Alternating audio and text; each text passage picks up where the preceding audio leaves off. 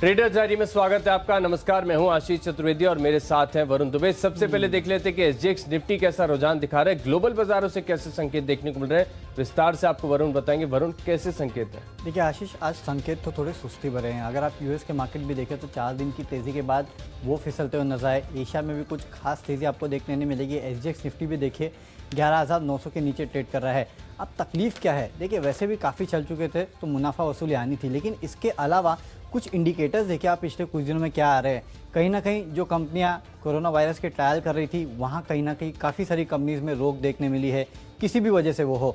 इसके अलावा आईएमएफ ने देखिए कल किस तरह से ग्लोबल ग्रोथ का अनुमान तो इन्होंने बढ़ाया है, लेकिन इमर्जिंग मार्केट में उस तरह की ग्रोथ शायद वो नहीं देख रहे, वो डेवलपिंग मार्केट्स में ज़्यादा ग्रोथ देख रहे हैं। सिर्फ यही नहीं, अगर आईएमएफ खुद आके ये कह देता है कि ओवरऑल ग्लोबली जो मार्केट्स है वो काफ़ी हद तक जो रियलिटी है उसको नहीं सही तरीके से नहीं दिखा रहे हैं, और ये एक बहुत बड़ी बात आईएमएफ ने की है। क्योंकि अगर आईएमएफ ये कह रहा है कि ग्लोबली अगर मार्केट है वहाँ पे सेल ऑफ देखने आपको शायद मिल सकता है, तो ये एक दिक्कत की बात हो सकती है। तो ग्लोबल सेटअप उतना अच्छा है नहीं। हालांकि आईएमएफ से इस तरह के बयान की वैसे तो उम्मीद थी नहीं ज़्यादा, लेकिन ठीक है उन्होंने दे दिया है। तो कहीं ना कहीं सुस्ती के संकेत साफ दिखाई दे रहे हैं। हालांकि डाउ फ्यूचर्स को अगर आप देखें तो आज वहां हरे निशान में कारोबार कर रहा है, लेकिन मामूली हरे निशान में है। तो दिल के दौरान देखना पड़ेगा कि किस तरह के डेवलपमेंट वहां देखने मिलते हैं। और याद रखिए, चाइना के जो प्रीमियर है उनके तरफ से आज स्पीच है, उनकी स्पीच है, तो उनकी स्पीच के ऊपर भी नज़र होगी कि वो क्या कहते हैं, वहाँ से क्या इंपॉर्टेंट हाईलाइट निकल के आते हैं। उससे एशियन मार्केट्स पे आपको काफ़ी असर होते हुए दिखाई देगा। तो वो एक इंपॉर्टेंट इवेंट है जिसको आपको अवेट करना है। लेकिन हमारे यहाँ भी लोकली भी कल वो मोनेटम की सुनवाई थी, अब टल के आज हो चुकी है। अब ये तो वही हाल हो गया, तारीख पे तारीख, पता नहीं कब ये निकल के आएगा फाइनली। उसके चलते बैंक और एनबीएफसीज की अच्छी पिटाई हो रही है। तो आज भी सेल तो लिया ही होगा आपने। बिल्कुल वरुण, इनफैक्ट 10 में से 5 स्टॉक मेरे पास बिकवाली के, और कल शो में हम बात भी कर रहे थे कि बैंकिंग फाइनेंशियल्स का अगर आप कंट्रीब्यूशन देखें तो बहुत ही म्यूटेड देखने को मिल रहा है बाजार में। और आप बता भी रहे थे कि जैसे कि अभी ये सुनवाई लगातार टलती जा रही है, तो जो प्रेशर है बरकरार देखने को मिलेगा डेफिनेटली। और अगर बैंकिंग स्टॉक्स नहीं चले तो हम लगातार आपको कह रहे हैं कि निफ्टी का चलना थोड़ा मुश्किल हो जाएगा। चलिए देखते हैं कि दिन के दौरान क्या होता है, वहाँ से क्या निकल के आता है। लेकिन अब बात करते हैं स्टॉक स्पेसिफिक, और सबसे पहले कैश का काउंटर जो मुझे पसंद आ रहा है उसमें है टाटा स्टील लॉन्ग प्रोडक्ट्स। अब ये काउंटर को लेने की वजह साफ है, इस कंपनी के नतीजे आए, नतीजे काफ़ी बेहतर है। इतना तो सोचा भी नहीं था कि ये कंपनी की रेवेन्यूज़ जो है 52% बढ़ेगी, और कंपनी दरअसल घाटे से मुनाफे में आ गई है। पिछले साल इसी क्वार्टर में 197 करोड़ का घाटा कंपनी ने किया था, अब 59 करोड़ के आसपास का मुनाफा कंपनी ने किया है। तो ओवरऑल आपने देखा था इस पूरे क्वार्टर में लगातार हम सुनते थे कि स्टील की कीमतें बढ़ी गई है, स्टील के जो रिलेटेड प्रोडक्ट्स है उनकी कीमतें बढ़ गई है। तो लगातार वो जो कीमतों का बढ़ने का सिलसिला था उसका इम्पैक्ट जो है अब आपको नतीजों में देखने मिल रहा है। और टाटा स्टील लॉन्ग प्रोडक्ट्स के जो नतीजे हैं वो काफ़ी बेहतरीन आए हैं।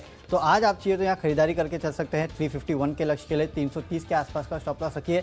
देखिए वैसे अगर ग्लोबल सेटअप इतना ख़राब नहीं होता ना तो शायद 3-4 मेटल स्टॉक्स जो है आज मेरे पूरे लिस्ट में होते, उसमें से एक सेल जरूर होता, क्योंकि सेल के नतीजे भी काफ़ी बेहतर आने वाले हैं। लेकिन क्योंकि आज दिन खराब है, इसके लिए जिसके नतीजे आ चुके हैं उस पर बेट करना अच्छा होगा। इसके लिए टाटा स्टील लॉन्ग प्रोडक्ट्स खरीदारी करके चलिए 351 के लक्ष्य के लिए। चलिए, कैश का स्टॉक मैंने चुना है वोल्टाइम ट्रांसफॉर्मर्स। ये स्टॉक मुझे काफ़ी पसंद आ रहा है, खासतौर पर अगर आप डेली चार्ज को ध्यान से देखेंगे तो आपको एक छोटी सी नैरो रेंज बनी आएगी, एक अक्यूमुलेशन देखने को मिला है डेली चार्ज पर। और फिलहाल जो स्थिति है वो ब्रेकआउट की बनती हुई नजर आ रही है, लेकिन थोड़ा सा बाजार के लिए थोड़ा पॉजिटिव मोमेंटम जरूरी है। हालांकि ज़्यादा तेज़ी की जरूरत नहीं है। ये स्टॉक अगर आप देखें तो मेन स्ट्रीम मार्केट से हमेशा डिस्कनेक्टेड ही रहते हैं। मुझे लग रहा है कि कहीं ना कहीं अगर हो सकता है कि आज दिन के दौरान अच्छे वॉल्यूम्स के साथ इस स्टॉक के अंदर भी आपको खरीदारी देखने को मिल सकती है। 1025 रुपये के लक्ष्य आप इसमें खरीदारी करेंगे, और केवल 10 रुपये नीचे बहुत ही टाइट एक स्टॉप लॉस आपको जरूर लगाना है 990 रुपये का। अगली जो कैटेगरी है वो एफएनओ स्पेस से है, आज का फ्यूचर्स, और इस कैटेगरी में मैं एक स्टॉक में बिकवाली करना चाहूँगा। और जैसे कि हम लगातार बोल रहे हैं कि बैंकिंग एंड फाइनेंशियल से कंट्रीब्यूशन नहीं मिल पा रहा है, वहां पर जो वीकनेस है आपको साफ, आप चार्ट कोई भी पुल आउट करके देख लीजिए, वीकनेस आपको साफ नजर आएगी। मैक्स फाइनेंशियल्स के फ्यूचर्स में बिकवाली करनी है। दरअसल ये स्टॉक मैंने ना कल भी शॉर्टलिस्ट किया था संभव, लेकिन ये छूट गया मुझसे अब, क्योंकि मेरे पास कल विकल्प काफ़ी ज़्यादा थे। लेकिन आज मुझे लग रहा है कि मैक्स फाइनेंशियल्स के फ्यूचर्स में आपको बिकवाली करनी चाहिए, क्योंकि जिस तरीके का चार्ट का स्ट्रक्चर बन रहा है ऐसा लग रहा है कि यहाँ पर आपको फ्रेश एक ब्रेकडाउन देखने को मिलेगा। दूसरे जो इंडिकेटर्स के साथ मैंने इसका वेरिफिकेशन किया है वो भी यही इशारा कर रहे हैं कि स्टॉक में गिरावट देखने को मिलेगी। मैक्स फाइनेंशियल्स के फ्यूचर्स में आपको बिकवाली करनी करीब 567 रुपीज़ के लक्ष्य ले और 595 का जो स्टॉप लॉस है वो आपको लगाना होगा। तो आज ये क्यों लिया? विकल्प कम है इसके लिए कि कन्विक्शन ज़्यादा है इसके लिए? कन्विक्शन आज सेल साइड पर और खासतौर पर बैंकिंग और फाइनेंशियल स्टॉक्स में बिकवाली करने पर काफी ज्यादा। लेकिन यार देखिए, बैंकिंग और एनबीएफसी काउंटर वो सुनवाई है मोनेटरिंग की, तो स्टॉप लॉस आप काफ़ी स्ट्रिक्ट रखना, बिल्कुल, क्योंकि कहीं अगर कुछ पॉजिटिव आ गया ना तो बहुत बड़ा स्टॉप लॉस हिट होते हुए दिखाई देंगे। लेकिन हाँ, ओवरऑल स्ट्रक्चर अगर आप देखें तो बैंकिंग और एनबीएफसी का काफ़ी बिगड़ चुका है और इसके लिए एक एनबीएफसी काउंटर मैंने भी यहाँ बिकवाली के लिए चुना है और वो है एमएनएम फाइनेंस। अगर आप एमएनएम फाइनेंस को देखें ना तो लगातार ये काउंटर जो है अपने हर सपोर्ट लेवल को तोड़ते जा रहा है। 200 डीएमए, 150, 100 और अब तो 30 डीएमए को भी तोड़ दिया है। यानी कि हर लेवल जो इंपॉर्टेंट है उनको तो तोड़ा है और जो नहीं है उतनी इंपॉर्टेंट उनको भी तोड़ के इसके नीचे ट्रेड कर रहा है। तो कहीं ना कहीं दिक्कतें इस काउंटर में साफ दिखाई दे रही है। इनफैक्ट अगर ये सिलसिला जारी रहा ना तो ये स्टॉक शायद 115 के लेवल्स के आसपास भी जा सकता है, लेकिन शायद वो थोड़ा लॉन्ग टर्म में होगा, मीडियम टर्म में होगा। लेकिन इंट्राडे के अगर आप देखें तो यहाँ एक बिकवाली का ट्रेड बनता है 129 के आसपास। इनफैक्ट 129.5 के आसपास इस काउंटर का एक इंपॉर्टेंट रेजिस्टेंस है।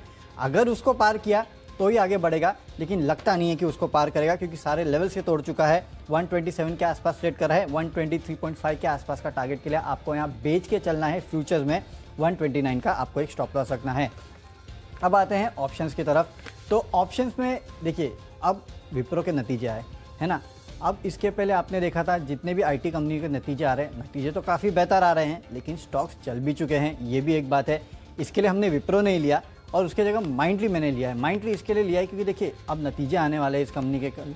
उसके पहले इस काउंटर में आपको अच्छी खासी बढ़ोतरी वैसे देखने मिली है, लेकिन आगे आपको शायद और भी अच्छी खासी बढ़ोतरी देखने मिलेगी क्योंकि जिस तरह से आईटी कंपनीज के नतीजे आ रहे हैं, जो अनुमान लगाए जा रहे थे एनालिस्ट की तरफ से, उससे भी काफ़ी बेहतर नतीजे यहाँ आते हुए दिखाई दे रहे हैं। तो उसका इम्पैक्ट जो है आज इंट्राडे में आपको माइंडट्री में देखने मिलेगा।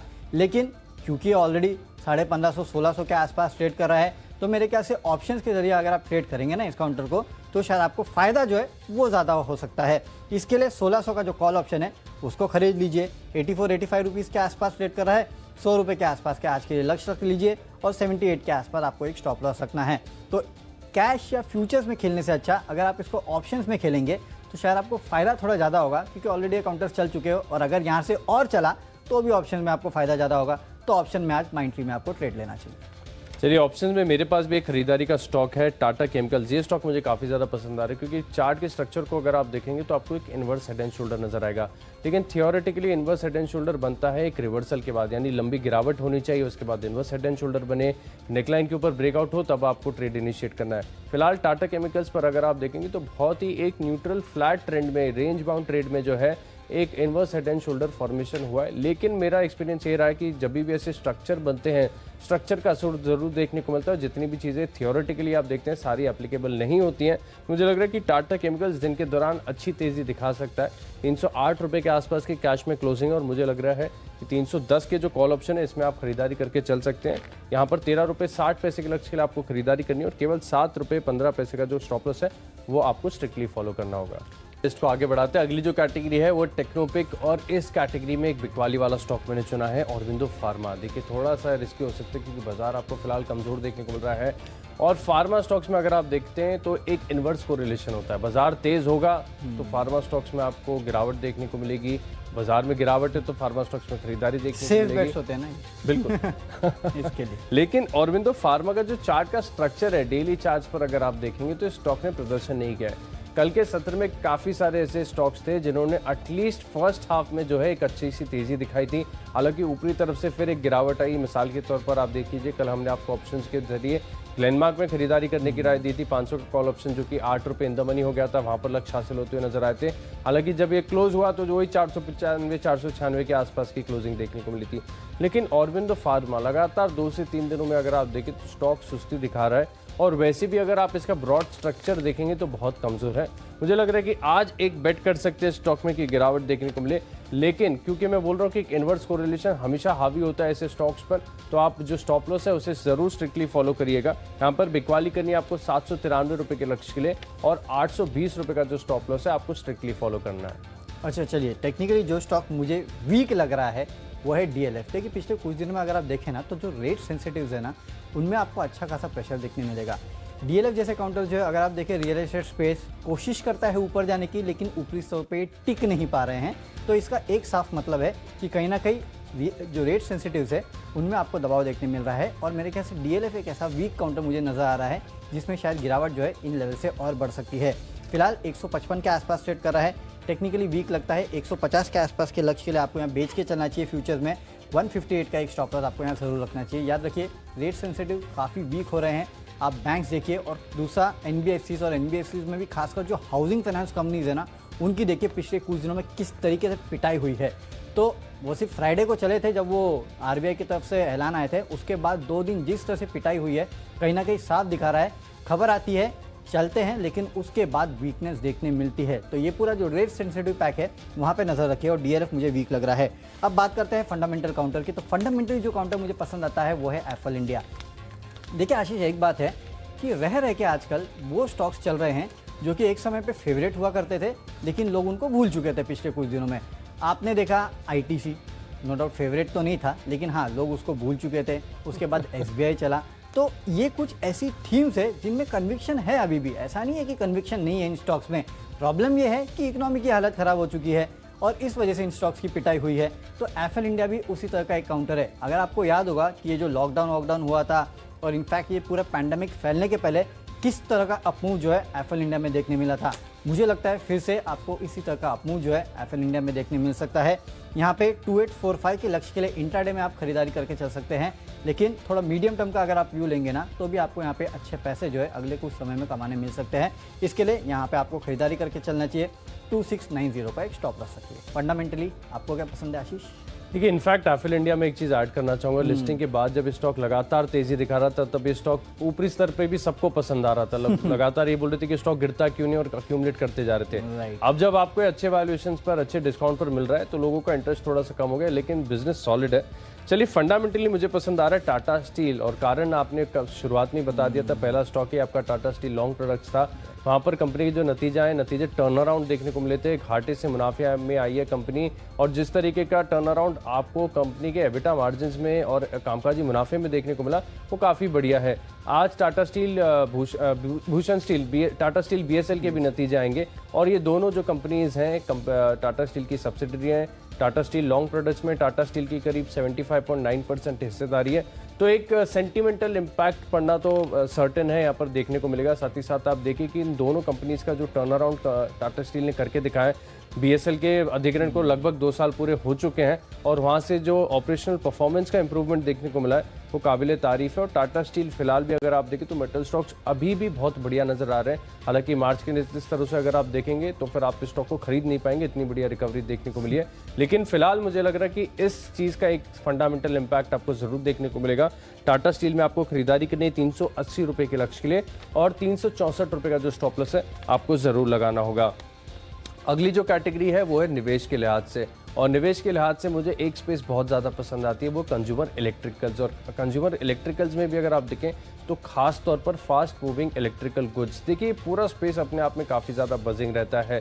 जैसे कि हम देखते हैं कि बाजार जो है FMCG प्रोडक्ट्स को काफ़ी ज़्यादा वैल्यूएशंस देता है।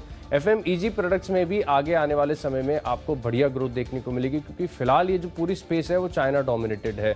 लेकिन अब जिस तरीके से आत्मनिर्भर भारत की बातें हो रही है, गवर्नमेंट जो है प्रोडक्शंस को बढ़ावा दे रही है, उसका एक इम्पैक्ट देखने को मिलेगा। और साथ ही साथ त्योहारी सीजन आ रहा है, इससे पहले FMEG गुड्स की जो सेल्स है वो काफ़ी ज़्यादा बढ़ती है। ओरिएंट इलेक्ट्रिक अगर आप देखेंगे तो अब क्योंकि सर्दियों का भी सीजन आ रहा है तो हीटर भी ये बनाते हैं, पंखों में भी कंपनी का मार्केट शेयर काफ़ी तगड़ा है। दूसरे भी कई सारे अगर आप देखें तो फास्ट मूविंग इलेक्ट्रिकल गुड्स इनके प्रोडक्ट पोर्टफोलियो में है। जिस तरीके का चार्ट का स्ट्रक्चर बना हुआ है वरुण, मुझे लग रहा है कि बहुत जल्द यहाँ पर आपको जो है 25 से 30% की अपसाइड देखने को मिल सकती है। यहाँ पर ज़्यादा लंबा समय का व्यू मैं नहीं बना रहा हूँ, क्योंकि मुझे लग रहा है कि बहुत कम समय में जो लक्ष्य है वो हासिल होते हुए नजर आएंगे।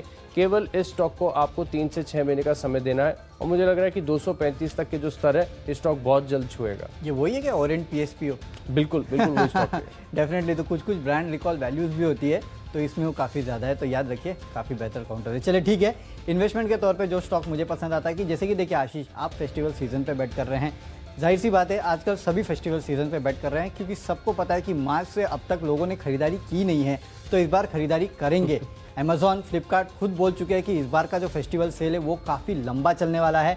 और अब आप देख लीजिए आशीष, किस तरह से SBI कार्ड ने अलग अलग तरीके से अपने जो SBI कस्टमर्स हैं उनको सुविधा देने के लिए अलग अलग टाइप के प्रोडक्ट्स निकाले हैं, क्योंकि उनको भी पता है कि इस बार जो फेस्टिवल सेल्स है वो काफ़ी बेहतर रहने वाली है। और इसके लिए एक B2B कंपनी जो है, इनफैक्ट B2C भी है, ये तो इंडिया मार्ट को मैंने चुना है एज अ निवेश का पिक, क्योंकि देखिए इंडिया मार्ट एक ऐसा काउंटर है जिसको एक पूरे ओवरऑल ई-कॉमर्स स्पेस में जो भी सेल्स होगी, जो भी तेज़ी होगी, इसका एक बहुत बड़ा फ़ायदा मिलने वाला है। फेस्टिवल के पहले खरीदारी आप चीज़ों की कीजिए, लेकिन साथ साथ शॉपिंग लिस्ट जो है अपनी स्टॉक्स की भी तैयार रखिए। और देखिए हम लगातार आपको यही कह रहे हैं कि FMCG, FMEG और ई-कॉमर्स कंपनीज और उनको रिलेटेड बेसिकली ये जो फेस्टिवल रिलेटेड काउंटर्स है उनमें आपको खरीदारी करके चलना चाहिए। 5,000 के लेवल के आसपास स्टॉक जो है वो ट्रेड कर रहा है। 5,500 के लेवल आपको 4 से 6 महीने में देखने मिलेंगे। इनफैक्ट अगर फेस्टिवल सीजन सेल्स जिस हिसाब से लोग एस्टिमेट लगा रहे हैं और जिस हिसाब से रिपोर्ट्स निकल के आ रही है कि 50%, 100% के आसपास आपको ई-कॉमर्स सेल्स में बढ़ोतरी देखने मिलेगी, अगर ये रिफ्लेक्ट कर गया, रिफ्लेक्ट तो छोड़िए, अगर 1 महीने बाद कोई रिपोर्ट आ गई ना बाहर कि भाई सही में इस तरह का सेल्स देखने मिली है, तो फिर ये स्टॉक्स आपके पकड़ में नहीं आएंगे, तकलीफ ये होने वाली है। इसके लिए अभी से इनको पोर्टफोलियो में रखिए। खोने के लिए कोई ज़्यादा है नहीं इन काउंटर्स में, एक बात याद रखिए, लेकिन पाने के लिए स्काई इज़ द लिमिट, इस तरह की सिचुएशन बनी हुई है।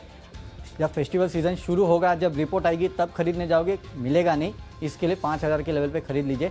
5,500 का लेवल एटलीस्ट आपको 4 से 6 महीने में देखने मिलेगा। और अगर सेल्स सक्सेसफुल रही तो फिर आपको महीने 2 महीने में ये स्टॉक जो है 5,500 के लेवल जो है वो बता सकता है।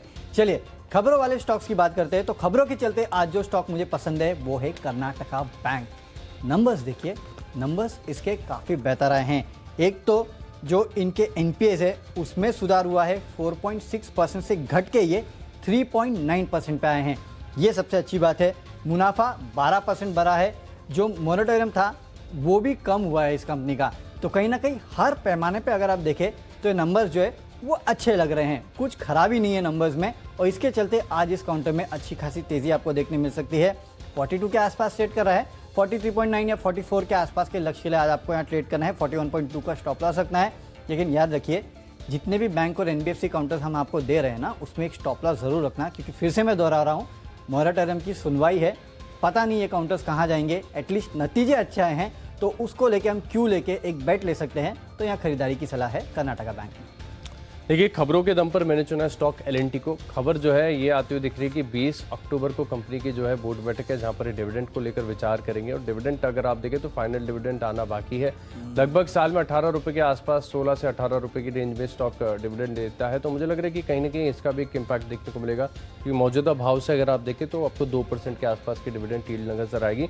2% सुनने में कम है, लेकिन आपको बैंक FDs भी 5-5.5% के आसपास ही दे रहे हैं। यानी स्टॉक जो आपको 2% की डिविडेंड यील्ड भी दे रहा है, साथ ही साथ कैपिटल अप्रिसिएशन भी दे रहा है। ये भी अपने आप देखें तो काफ़ी अट्रैक्टिव नज़र आ रहा है। खबर आपको मैं फिर से दोहरा रहा हूँ, ये दमदार नहीं है, लेकिन अगर आप इसको ब्रॉडली देखेंगे, लॉन्ग टर्म बेसिस पर देखेंगे, तो इसका जो इम्पैक्ट है वो पॉजिटिव ही नजर आएगा, जिसके चलते मैं मान रहा हूँ कि एक इंट्राडे इम्पैक्ट भी आपको देखने को मिल सकता है। 925 रुपये के लक्ष्य के लिए आपको इसमें खरीदारी करनी है और 884 रुपये का जो स्टॉप लॉस है वो आपको लगाना है। इंट्राडे में हो सकता है कि जो लक्ष्य है वो हासिल होते हुए नजर आए, लेकिन पोजिशनली शॉर्ट टर्म बेसिस पर भी आप इस स्टॉक को अपनी फोकस लिस्ट में बनाए रखें। में L&T ग्रुप की कंपनीज काफ़ी चली है, L&T इन्फोटेक, L&T टेक, बड़ा रिग्रेट है ये। अच्छा, डेफिनेटली काफ़ी अच्छी चली।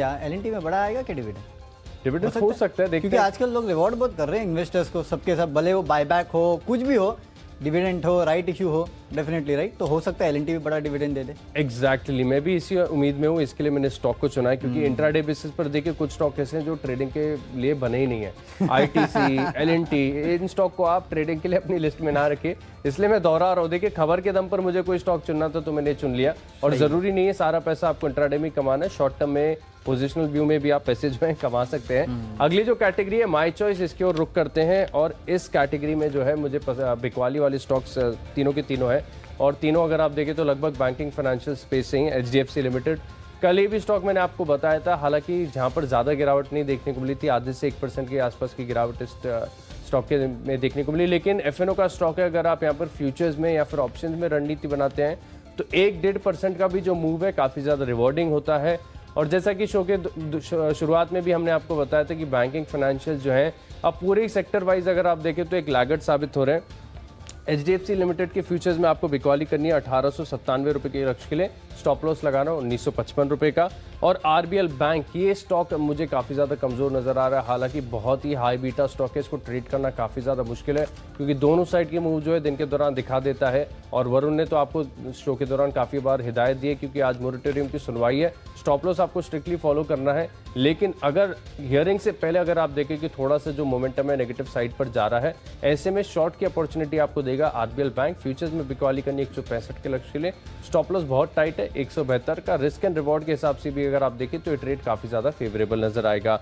पिरामल एंटरप्राइज कल भी देखिए स्टॉक मैंने आपको बिकवाली के लिए सुझाया था और बाजार में काफी ज्यादा स्टॉक्स ऐसे थे जहां पर तेजी देखने को मिली, लेकिन ये स्टॉक ने काफी बढ़िया गिरावट दिखाई, लगभग 3 से 3.5% की पिरामल एंटरप्राइज में गिरावट देखने को मिली थी। और मुझे लग रहा है कि महज एक कंफर्मेशन था हमारे ट्रेंड का और फर्दर एक वीकनेस यहाँ पे देखने को मिलेगी।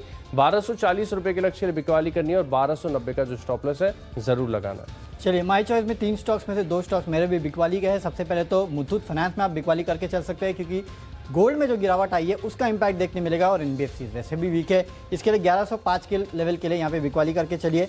बंधन बैंक फ्यूचर्स में यहाँ पे भी बिकवाली करके चल सकते हैं 312 के लक्ष्य के लिए। बैंकिंग एज ए स्पेस जो है वो काफ़ी हद तक वीक लग रहा है, इसके लिए आप बिकवाली करके चलिए। और आखिरी में मोलटेक पैकेजिंग, यहाँ पे आप खरीदारी करके चल सकते हैं, वो इसलिए क्योंकि 17 तारीख को इस कंपनी की बोर्ड बैठक है जहाँ पे राइट इशू पे फैसला लिया जाना है। तो इस खबर के चलते हो सकता है कि आज एक बेहतर मोमेंटम जो है इस स्टॉक में आपको देखने मिलेगा।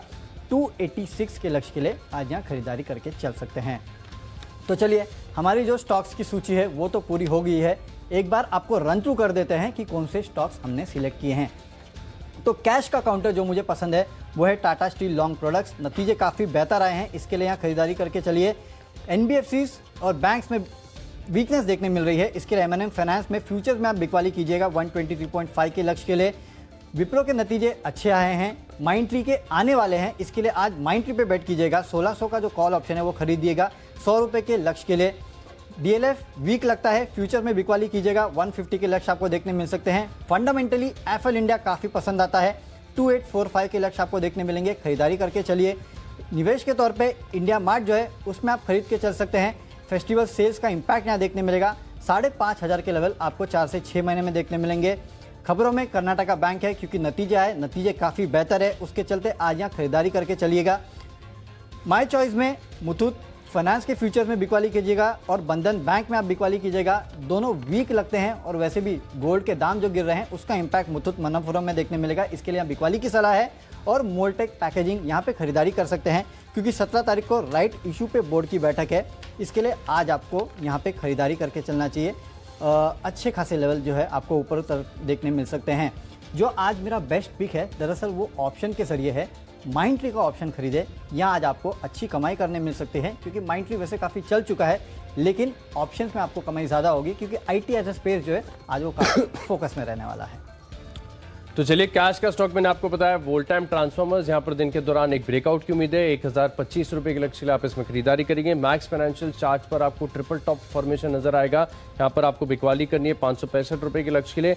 टाटा केमिकल्स 310 का जो कॉल ऑप्शन है यहाँ पर आपको खरीदारी करनी है, दिन के दौरान 13 रुपए 60 पैसे तक के स्तर देखने को मिल सकते हैं। और पूरे फार्मा पैक में ऑरबिंदो फार्मा सबसे कमजोर नजर आ रहा है, 793 रुपए के लक्ष्य के लिए आप इसमें बिकवाली करेंगे। टाटा स्टील लॉन्ग प्रोडक्ट्स के नतीजों का असर आपको देखने को मिलेगा, टाटा स्टील में 380 रुपए के लक्ष्य खरीदारी करेंगे। और निवेश के लिहाज से बढ़िया कंपनी है ओरिएंट इलेक्ट्रिक, पूरा FMEG स्पेस अगर आप देखें तो काफी ज्यादा बजेंगे, यहाँ पर 3 से 6 महीने का समय देना, स्टॉक 235 के स्तर को छू सकता है। खबरों का एक्शन देखने को मिलेगा L&T में, HDFC लिमिटेड और पिरामल एंटरप्राइज, ये 2 NBFC स्टॉक है जहां पर बिकवाली करनी है। RBL बैंक में भी दिन के दौरान गिरावट देखने को मिल सकती है, 165 रुपए के लक्ष्य के लिए आप बिकवाली करेंगे। और इन 10 स्टॉक्स में मेरा कन्विक्शन सबसे ज्यादा है टाटा केमिकल्स के 310 के कॉल ऑप्शन में, क्योंकि टाटा केमिकल्स दिन के दौरान एक ब्रेकआउट दिखा सकता है। इंडिकेटर सपोर्टिव है, जिस तरीके का स्ट्रक्चर बना हुआ है मुझे लग रहा है दिन के दौरान तेजी देखने को मिलेगी। 13 रुपए 60 पैसे के लक्ष्य के लिए इस कॉल ऑप्शन में आप खरीदारी करेंगे।